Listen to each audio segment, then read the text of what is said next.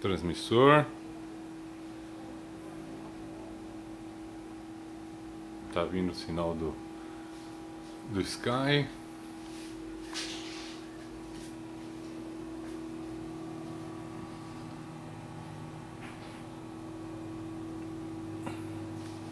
Cabo dele. Eu vou lá mostrar a imagem. Vou entrar aí. Tô entrando. A imagem da TV. Aumenta aí o volume pra mim da TV.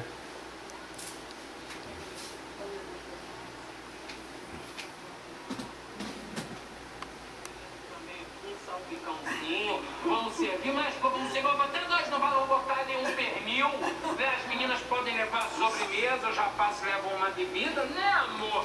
Tá na anteninha aqui, tá do lado. Não bota colar micharia, não. Tirar aqui a antena. Acho que eu vou vomitar. Tino, meu amigo. Já pode vir. São esses seus valores que me encantam, né? Esse tipo de orgulho praticamente não existe mais. E se fosse qualquer outro, teria tentado me Só com a anteninha aqui já fica. Jamais faria uma coisa dessa. Você tá certo, Tino, olha. Certíssimo. É o pai da noiva que deve pagar por tudo. E detalhe, o que ele puder pagar. Exatamente. Antena. É por isso que eu vou te dar um emprego. Com ótimo salário na minha corretora. Topa? Eu já falei que eu te amo.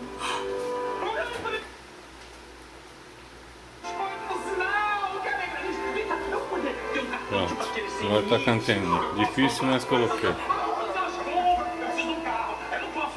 Tá no canal 30 aqui.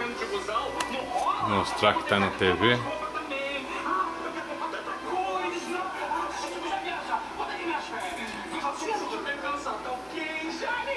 Tá vendo ali, ó?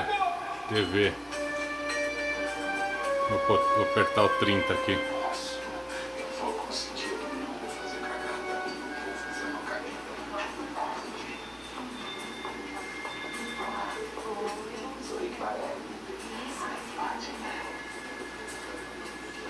R$29. Que surpresa, rapaz, tá sumido, hein? É, eu tenho uma sumidinha mesmo. Sumidinha? Rapaz, tu não deu teu endereço? Olha. Cheguei a pensar.